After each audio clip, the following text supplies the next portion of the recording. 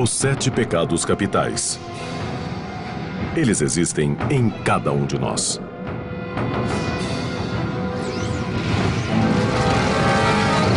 Esses pecados são fatais. Eles têm um efeito gravemente destruidor na vida espiritual de uma pessoa. Luxúria, inveja, gula, preguiça, avareza, ira e soberba. De acordo com a teologia cristã, pecar é simplesmente pensar nesses pecados capitais. A Bíblia diz que o resultado do pecado é a morte. Cada um desses pecados tem uma história secreta revelando como eles se tornaram capitais. Os 7 pecados capitais tiveram um enorme impacto na história, na sociedade e em nossas almas. Você não pode transgredir a lei moral de Deus sem que alguém pague um preço terrível por isso. E o mais perigoso desses pecados é a soberba.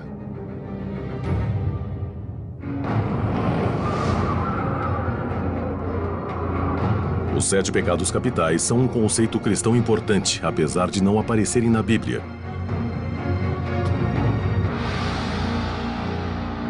Eles apareceram primeiro em monastérios espalhados nos desertos do Egito, mais de 3 séculos depois da morte de Jesus. Em aproximadamente 375 d.C., um monge cristão chamado Evagrius Ponticus deixou a cidade pecaminosa de Constantinopla para entrar para um monastério. Lá, ele começou a catalogar as tentações que seduziam os homens para o inferno, criando uma lista das mais perigosas.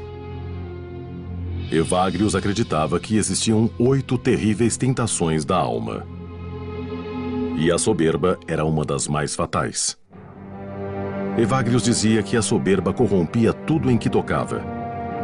Ele a chamava de tumor da alma cheio de pus, já que amadurece e se rompe, criando uma confusão repugnante.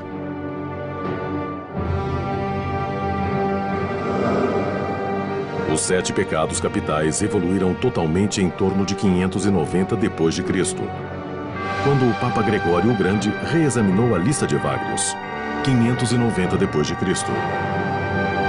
Ele os reduziu a 7, mudou seus nomes de tentações para pecados e os intitulou capitais: luxúria, inveja, gula, preguiça, avareza, ira, soberba. Para o Papa Gregório, a soberba era o pior dos 7 pecados capitais, o que continha a semente de todo o mal.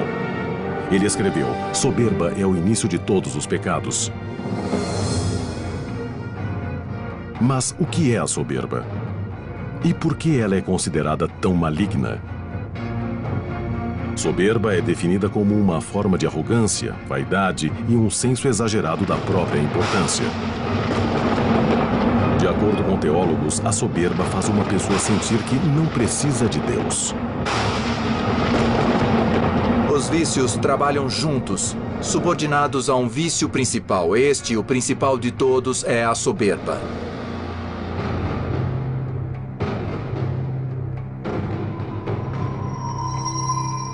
A tradição cristã diz que a soberba vem de antes do Jardim do Éden e da concepção do homem.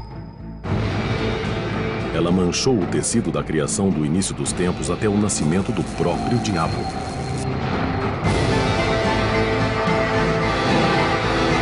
Ela começa com uma história antiga sobre uma das criações preferidas de Deus: o anjo Lúcifer.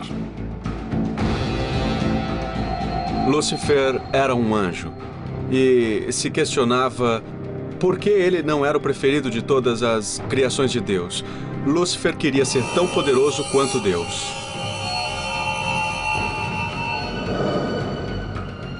Judaísmo, cristianismo e islamismo contam lendas diferentes, mas similares, sobre a queda cataclísmica de Lúcifer das graças de Deus.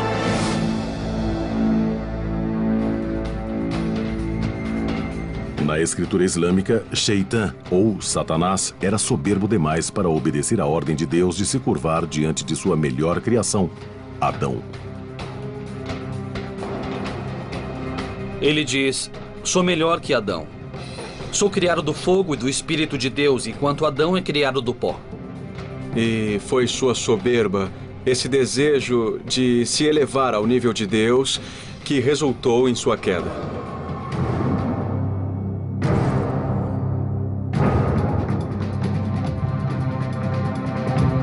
Tomado pela soberba, o rebelde Satanás lidera uma insurgência contra Deus.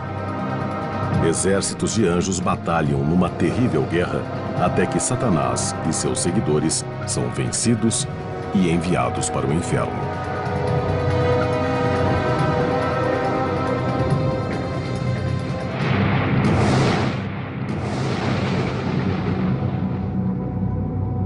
Derrotado, a criatura mais amada por Deus, Lúcifer, cai dos céus e se torna a encarnação do mal, Satanás. Essa é uma das histórias religiosas mais fortes, só que não está na Bíblia. A queda de Satanás vem de lendas antigas reunidas entre a criação do Velho e do Novo Testamentos. Apesar de não estar na Bíblia, a história é uma parábola poderosa sobre a destruição causada pela soberba. Os anjos não caem pela luxúria, pela avareza ou pela preguiça. Eles caem pela soberba. É ela que pode separar com mais eficiência os mais sagrados de Deus. Quanto a isso, nós temos uma condição parecida com a do anjo caído. Porque ele é um anjo que também foi afastado de Deus. A rebelião de Satanás continuou quando ele prometeu envenenar a maior criação de Deus, o homem. Satanás deixou seu trono infernal para seduzir os novos habitantes da terra, Adão e Eva. A mesma soberba que causou a ruína de Satanás agora o beneficiaria em sua busca obscura. Lá, no Jardim do Éden, sua tentação provoca a queda do homem através do pecado original da soberba.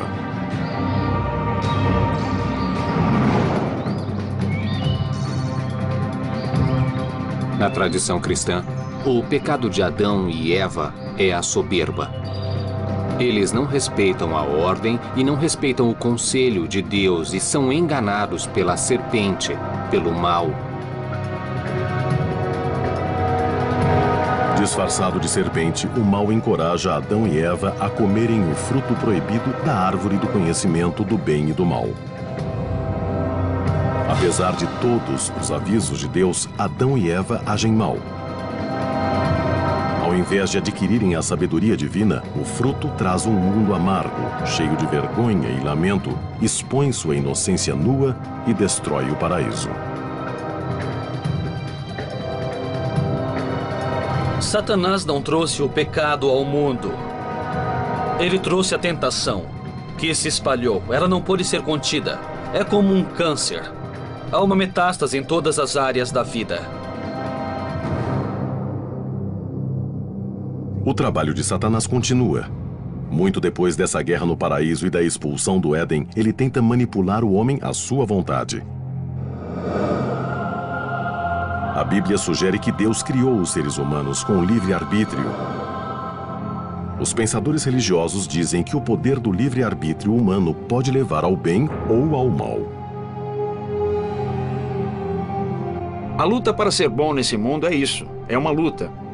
Ela não termina, ela não muda só porque você afastou Satanás ou levou alguém da escuridão para a luz.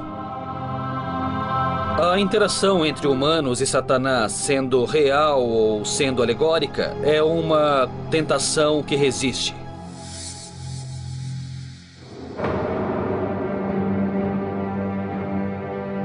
Em toda a história, até o mais devoto dos homens pode ser seduzido para o pecado. Quando o monge cristão Evagrius Ponticus criou sua lista, havia 8 pensamentos malignos. E a base deles era a soberba.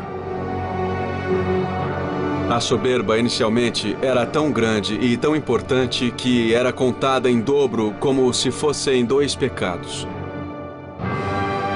Evagrius a separava em dois vícios diferentes: vaidade e soberba.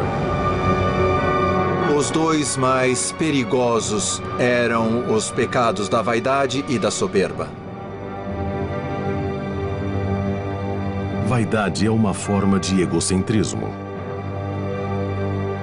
Na vaidade, o que uma pessoa faz é usar outras pessoas como forma de valorizar seu próprio ego. Eu preciso de você só porque você diz o quanto sou maravilhoso. Evagrius acreditava que a vaidade interferia na santidade. E escreveu: a oração de quem ama a popularidade não alcançará Deus. Enquanto o vaidoso se preocupa com a opinião dos outros, o soberbo se concentra somente em si próprio.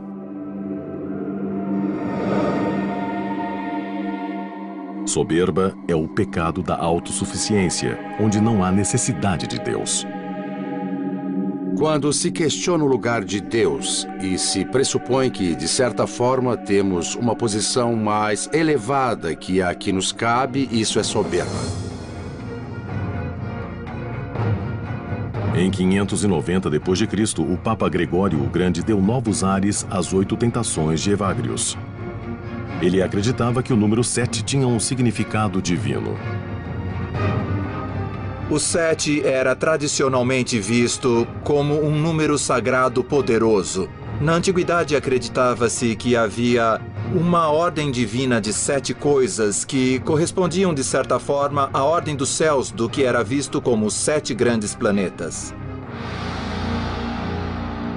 O Papa Gregório combinou os dois vícios em um único pecado capital: soberba. Jerusalém. A soberba é considerada um pecado terrível em outras culturas, além da tradição judaico-cristã. No Mediterrâneo, as grandes cidades de Atenas e Roma também condenaram a soberba. No mundo greco-romano, dizia-se que talvez a soberba fosse o pecado essencial. Os antigos gregos se referiam a esse pecado essencial como ubris. As rochas do Estreito de Gibraltar eram chamadas de ubris pelos antigos gregos. Se você passasse por elas, isso era considerado ubris, porque os deuses pegariam você, você não devia ir lá. Foi daí que veio a ubris. Ubris é a ideia de que eu sou o Deus da minha vida. Os gregos usavam contos sobre a soberba para falar às pessoas sobre os perigos do pecado, explicando como ele podia levar uma pessoa à ruína. Há Ícaro, que achou que pudesse voar com asas de cera. E Aracne, uma tecelã habilidosa que foi transformada em aranha depois de ousar desafiar uma deusa numa disputa de tapeçarias. O mundo greco-romano insistia que o pecado da soberba fazia uma pessoa desafiar os deuses e a punição era sempre terrível. O mundo cristão criou sua própria punição para a soberba. Ela se chama inferno.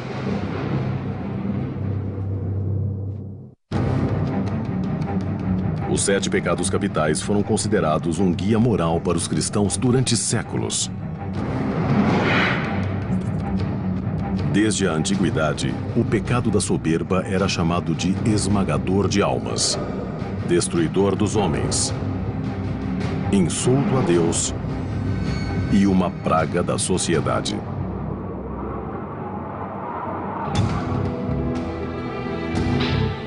A evolução da soberba seguia junto à de Satanás. Acreditava-se que ele e seu exército de demônios eram anjos caídos.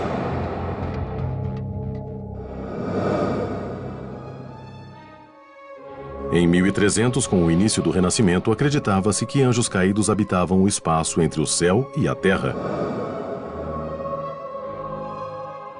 E eles teriam o poder de se materializarem e enganar. Se uma pessoa não fosse vigilante, poderia virar presa dos anjos caídos e ser atraída para o pecado. Anjos caídos podiam criar um corpo que era apenas uma ilusão visual. Nas pinturas renascentistas, nas pinturas medievais, sempre temos um elemento no corpo do diabo que trai a natureza. Os chifres em sua cabeça ou os pés de ganso são para enfatizar que esse ser é uma criatura que vai contra a natureza. Dizia-se que os anjos caídos gostavam especialmente de usar a soberba como tentação, cegando os pecadores para que não pudessem ver ninguém além deles mesmos.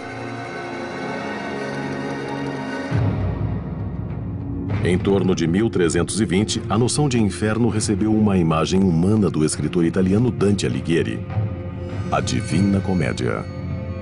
Na Divina Comédia de Dante, o poeta romano Virgílio o acompanha pelos 3 reinos: Inferno, Purgatório e Paraíso.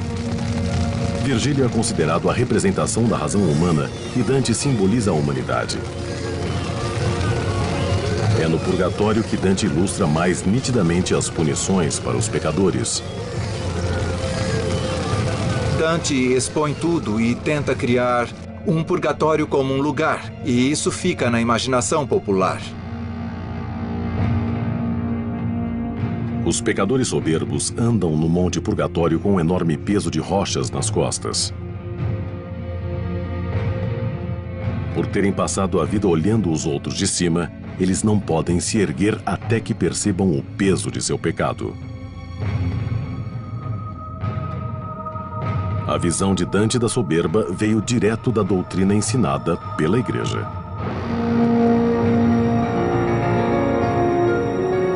Tradicionalmente, católicos não podem ser soberbos. E também não podem adquirir coisas demais. Devem ser modestos. Mas no século XVI, boa parte da Igreja Católica tinha caído no pecado da soberba. Em 1500, o Papa Leão X era um dos homens mais ricos da Europa. Ele comandava grandes levantamentos de fundos para sustentar o Vaticano e seu estilo de vida. Em 1512, um monge alemão chamado Martim Lutero se rebelou contra o sistema soberbo e pecador do Papa Leão. Ele escreveu críticas incisivas contra o Papa e o Vaticano, acabando por se afastar da Igreja Católica Romana. A reforma protestante que veio disso mudou o cristianismo para sempre. O protestantismo veio de um protesto. E isso não é nada católico. Os presbiterianos, os luteranos, os batistas, os anglicanos ou os episcopais, todos são considerados protestantes. Mas em torno das novas seitas protestantes que vieram depois da Reforma, um grupo surgiu com uma devoção única para lutar contra a soberba. Eles se chamavam Anabatistas. Os grupos anabatistas se desenvolveram em vários lugares da Europa. O primeiro deles foi a Irmandade Suíça, de 1525, e alguns anos depois, os menonitas se desenvolveram nas regiões da Holanda. Alguns grupos ainda existem hoje. Os menonitas, os luteritas e os Amish permanecem intocados desde o século XVI. Os menonitas iniciaram uma nova tradição de colocar a soberba como o pecado mais perigoso, valorizando a humildade mais que qualquer outra qualidade.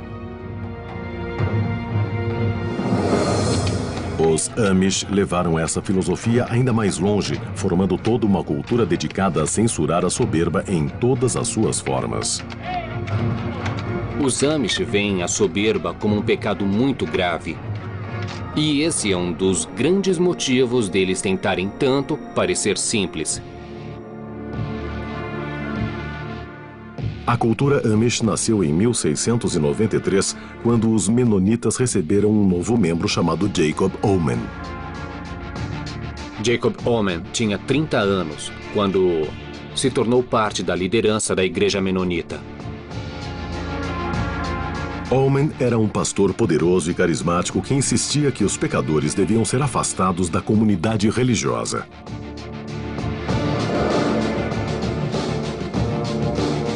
Jacob Omen era realmente muito firme em questões como a excomunhão e o afastamento.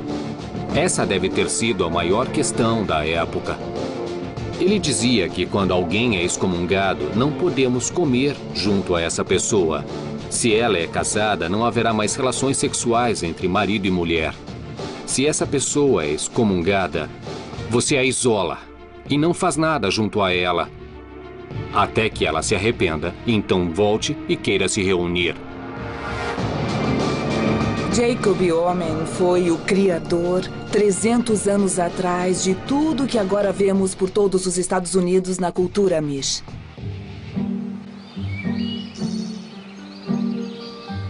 Hoje, os Amish se mantêm distantes da cultura em voga. Fora da igreja, eles lutam contra o pecado da soberba usando roupas simples, trabalhando duro e rejeitando o que consideram mundano. A cultura encerra a educação aos 14 anos. Nesse período, os Amish acham que um aluno sabe tudo o que precisa para contribuir para a comunidade.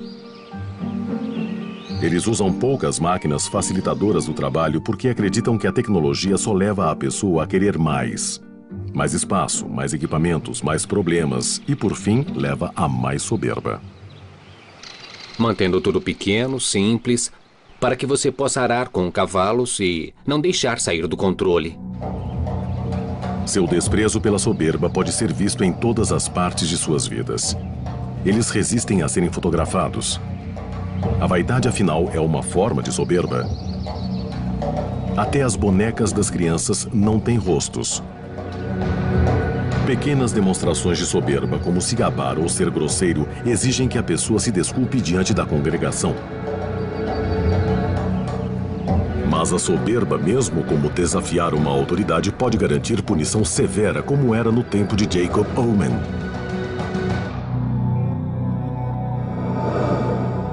Um ato de soberba seria agir de modo a mudar uma coisa que você sabe que é contra as regras da igreja.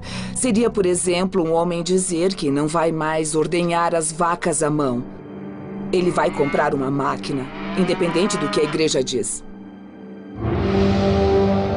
Para um pecador desses, a punição pode ser a excomunhão, essencialmente entregando o membro a Satanás e depois o afastando.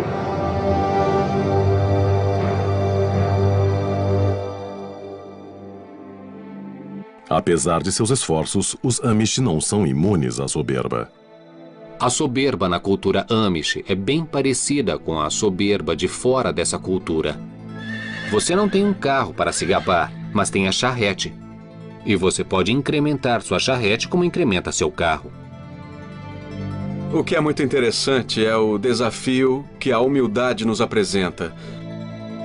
No fim, ela parece uma corrida para o fundo do poço, porque se você tem a humildade como meta, as pessoas começam a competir para se tornarem mais humildes do que as outras.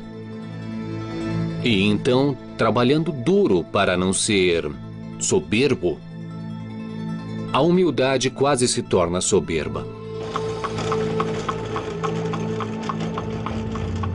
A soberba é um pecado capital do qual a maioria dos religiosos tenta se livrar e nenhum conseguiu.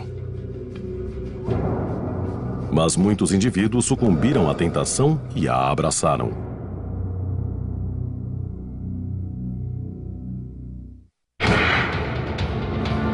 Os 7 pecados capitais são uma tradição com séculos de existência que dita o mal que tenta a alma humana.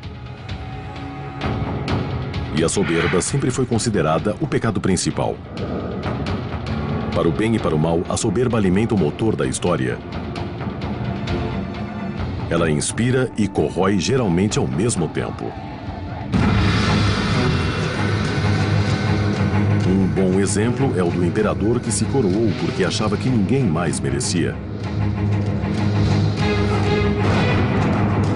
Em 1799, Napoleão Bonaparte foi um general talentoso cujo sucesso atordoante levou sua soberba insaciável além de qualquer controle. O Quando a França se tornou pequena demais para conter sua ambição, ele quis conquistar a Europa, colocando a maior parte do continente sob seu controle e seus parentes nos tronos europeus.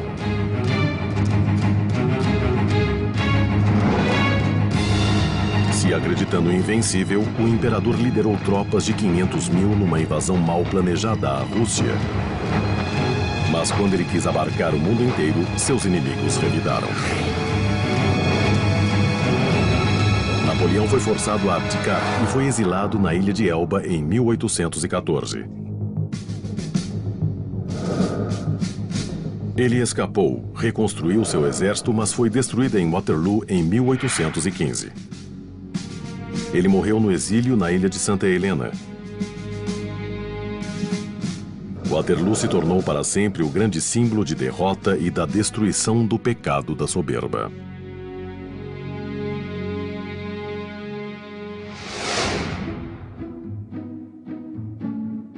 Por volta de 1850, a soberba evoluiu se tornando uma virtude, não um vício.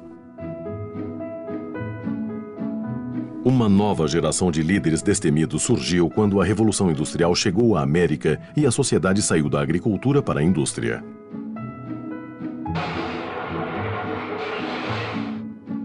As cidades se encheram de centenas de siderúrgicas, portos de carga e ferrovias.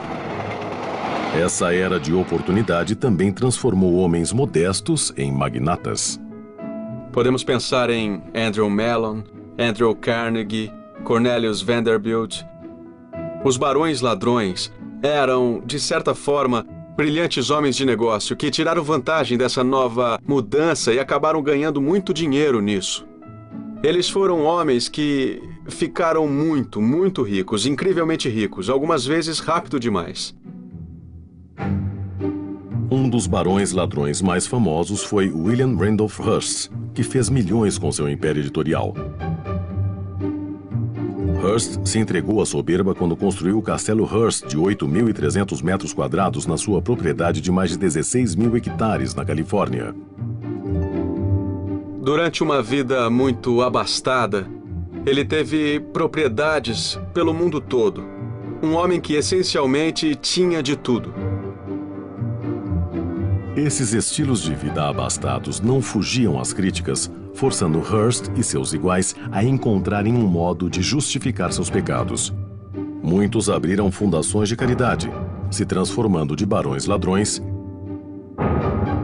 em mecenas. Veja, por exemplo, a Fundação Ford. Para continuar mantendo tamanha riqueza material e a aprovação pública, você precisa fazer alguma coisa para ajudar a sociedade. Precisa mostrar que não se considera uma pessoa superior. Você só é melhor nos negócios. Então, a melhor maneira de conseguir isso era fazendo caridade e jogando milhões e milhões de dólares nela. E aqui encontramos o paradoxo da soberba. Se fizermos uma boa ação para proteger nossa reputação, isso significa não cometer um pecado? Então, se eu doar uma grande quantia em dinheiro para ser visto, isto é uma expressão de soberba. E o seu Pai do céu, como disse Jesus, não precisa lhe dar nenhum tipo de compensação, porque você já tem aquilo que você queria. Visibilidade pública, reconhecimento público, não mais que isso. A soberba pode ser ilusória. Algo que parece caridade pode ser uma atitude de arrogância. Como o mal pode mudar sua forma, a soberba pode se mascarar em algo benigno. Enquanto ser arrogante é facilmente definido como pecado, há um outro tipo de soberba que geralmente é confundido com uma força positiva. Nossa ascendência, nossa educação, nossa religião, nosso bairro, nosso país. Temos orgulho de todas essas coisas. O orgulho, invariavelmente, envolve uma comparação entre você e a outra pessoa, ou você e outro grupo de pessoas.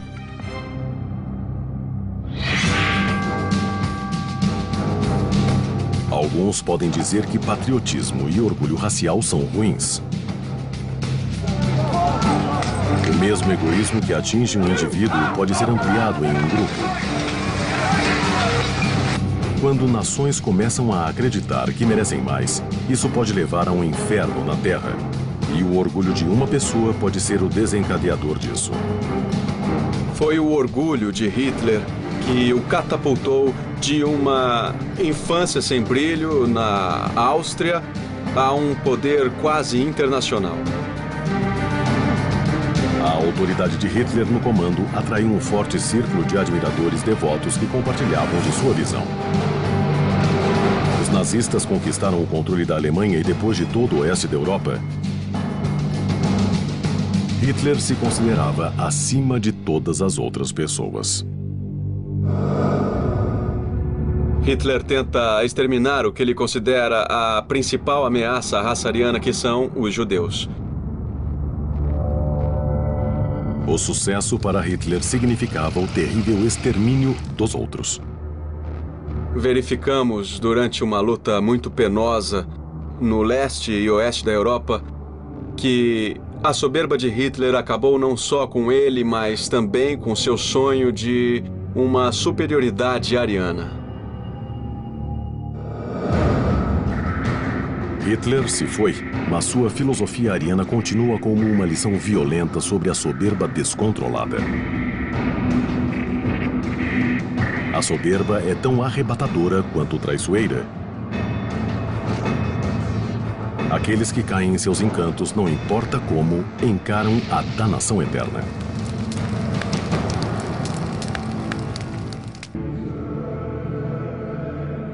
O Papa Gregório o Grande foi o primeiro a intitular a luxúria, a inveja, a gula, a preguiça, a avareza, a ira e a soberba de 7 pecados capitais. E de acordo com ele, o pecado mais perigoso é a soberba. A soberba pode parecer bonita mesmo sendo um pecado feio. A mitologia grega conta a lenda de Narciso. Ele tinha tamanha admiração por sua aparência que ficou olhando seu próprio reflexo durante horas. Enamorado por sua beleza, ele tentou tocar seu reflexo. Caiu dentro do lago que o refletia e se afogou. Vítima de seu próprio egocentrismo e soberba. Essa história é a origem do termo narcisista, alguém que gosta tanto de si próprio, de sua aparência e do que tem, que não vê nada além. O narcisismo é a imagem do egocentrismo. O narcisista passa por cima de tudo que dificultar a perfeição de sua autoimagem. Meus parabéns, foi ótimo, foi maravilhoso. Tá bom. Oi, tudo bem? Um narcisista geralmente mostra uma imagem pública amigável que ajuda a conquistar as pessoas. Se ele se vê como um líder nato, vai precisar dos outros como seguidores. Tá, tudo bem. Como vai? Quando eles conhecem as pessoas, são logo queridos e em certas situações, muita gente até aceita o fato deles serem meio arrogantes, mas eles são legais, inteligentes, encantadores, divertidos. Gostamos deles, os narcisistas. Então, pessoal, eu quero dizer que... O narcisista adora que prestem atenção nele, mas só olha para si mesmo. E se for desafiado, cuidado. E já está tudo combinado. Um narcisista tenta compensar alguma insegurança profunda. Então, quando ele demonstra seu comportamento soberbo, entra na defensiva, é agressivo, e assim você acaba vendo o lado mais desagradável do comportamento soberbo. A soberba pode também ser exibida pela vaidade. E isso muda de cultura para cultura e até mesmo de um período a outro. Na Europa, certamente na Inglaterra do século XIX, quanto mais gordo você fosse, mais honrado era. Se você e a sua família fossem todos pesados, isso era sinal de que você era um bom provedor. Através da história, o bronzeado não foi motivo de orgulho. Era uma marca de vergonha, a marca do trabalhador comum. Hoje, claro, isso mudou e muitas pessoas fazem até bronzeamento artificial se vivem em locais frios. O bronzeado agora significa que você tem tempo livre suficiente para ficar no sol ou talvez ir à praia. Mas em meados do século XX, a soberba se tornou motivo de orgulho. Uma das boas coisas nos Estados Unidos é que não só podemos, mas somos encorajados a ir além da nossa classe, a sairmos de um gueto para o palco da Broadway, e o único modo de fazermos isso é pela soberba. Nesse sentido, a soberba é uma virtude, porque ela pode promover suas conquistas. Ela é associada à motivação das pessoas a fazerem melhor. Por essa perspectiva, a versão religiosa tradicional da soberba como pecado está errada. Para o religioso, o caminho para o pecado da soberba sempre levou ao inferno. Parece que muitas pessoas agora ignoram esse conceito. É muito fácil prestarmos atenção a passagens das escrituras cristãs que nos dizem que Deus perdoa tudo e até ignoramos as passagens que se referem ao inferno.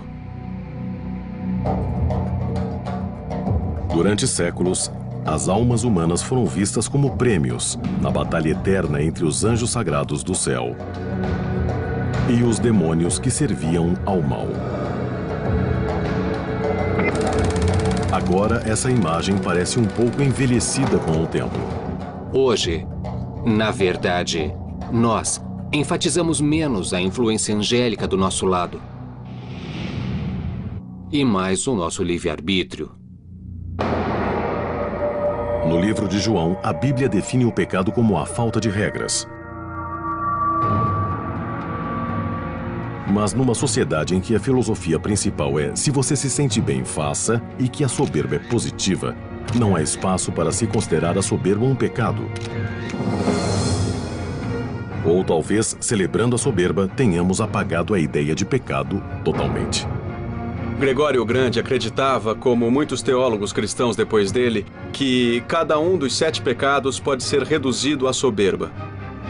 E se a soberba não é mais um pecado, isso coloca os outros pecados em perigo de se tornarem irrelevantes também.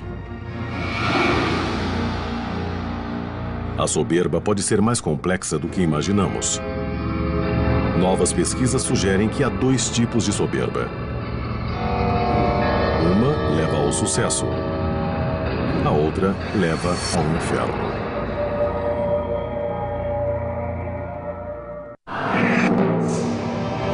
Os 7 pecados capitais foram o guia moral do cristianismo durante séculos. Uma lista de pensamentos e atos que, quando praticados, levam ao inferno. E a soberba sempre foi considerada o mais perigoso dos pecados. A psicóloga Jessica Tracy descobriu que o pecado da soberba tem 2 faces. Se pensarmos na soberba, acho que a maioria de nós, a maioria dos americanos, pensa nela como orgulho. O orgulho é algo que buscamos, e isso podemos chamar de soberba autêntica. Essa soberba autêntica é associada a sentimentos positivos como produtividade, confiança e realizações. O que chamamos de soberba é a ubris. A soberba associada à ideia do pecado capital é a arrogância, o egocentrismo e a presunção. Um tipo de soberba vem da retidão. O outro é um demônio da ilusão. E às vezes não sabemos dizer qual é qual. Tá bom. Oi, tudo bem? Essas dimensões são consideradas crônicas. Algumas pessoas tendem a vivenciar a soberba autêntica. Outras pessoas tendem a vivenciar a soberba ubrística e são pessoas diferentes. Sem pensar, somos naturalmente atraídos para a soberba autêntica. E temos repulsa à soberba ubrística. Rick Henderson, jogador de beisebol, é um grande exemplo, porque quando ele bateu um recorde, ele disse: "Eu sou o maior", e ele foi atacado por isso. As pessoas odiaram aquilo. Martha Stewart, considerada culpada. Também faz parte de nossa natureza ter prazer vendo a soberba sendo punida. Há uma soberba que tem satisfação em esmagar os rivais ou os outros. Isso não é virtude, isso é o pecado da soberba. Por outro lado, a soberba autêntica constrói o prestígio. E esse é um ingrediente essencial para se vencer na sociedade humana. Se uma pessoa é boa em algo, ela tem orgulho de suas habilidades e as passa adiante. É por isso que a aprovação de celebridades e a propaganda com elas funciona. Temos uma psicologia do prestígio que diz que ela é boa naquilo. Tiger Woods pode vender carros por esse motivo. Alguns de nós se rendem à soberba, outros lutam contra ela. Mas todos somos infectados. É uma doença que dura uma vida, e talvez até além, porque o pecado pode estar codificado em nosso DNA.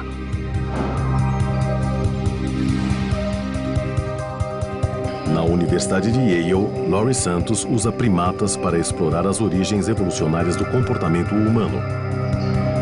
Ela descobriu que macacos prego exibem um comportamento muito parecido com o da soberba humana. Economistas estudaram a tendência irracional das pessoas à supervalorização de uma coisa que tem, simplesmente porque tem. Os cientistas chamam de efeito da dotação.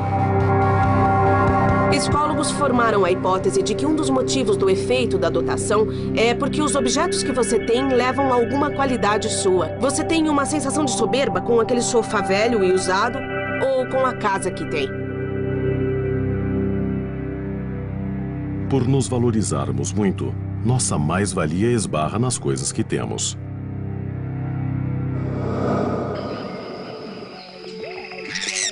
Laurie queria ver se os macacos prego também vivenciavam o efeito da dotação. Na mesma quantidade, um macaco preferiria o cereal que ele já tem ao invés da maçã que pode conseguir facilmente? Porque as comidas são equivalentes, você espera que os macacos queiram metade dos cereais e metade da maçã, mas acontece que eles não escolhem isso. Na verdade, quando os macacos são donos do cereal, eles tratam o cereal como alguma coisa valiosa. Você tem que dar muito mais em maçãs para que eles desistam do cereal. Os macacos pregos, como as pessoas, parecem se orgulhar das coisas que possuem. O trabalho sobre o efeito da dotação que fizemos com os macacos prego mostra a possibilidade de que eles possam ter algo como a soberba. Enquanto a religião culpa o diabo, a ciência busca na evolução a explicação sobre o lugar estranho que a soberba ocupa nesse mundo. Se os macacos mostram esse tipo de comportamento, como podem ser irracionais se estão por aí nos últimos 35 milhões de anos? Se os religiosos estiverem corretos, os portões do inferno podem estar lotados. Se você acha que ser soberbo significa que um indivíduo vai para o inferno, então todos os nossos ancestrais primatas estão lá. Provavelmente é um lugar bem cheio e bem barulhento.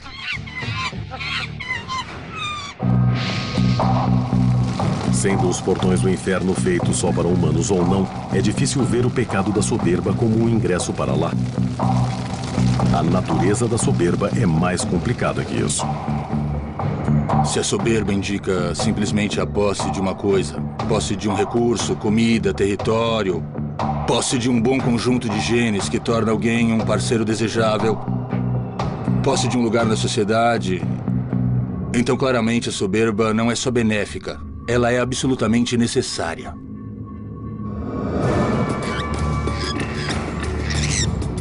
O que é o pecado da soberba? É uma questão que afeta todos os 7 pecados capitais.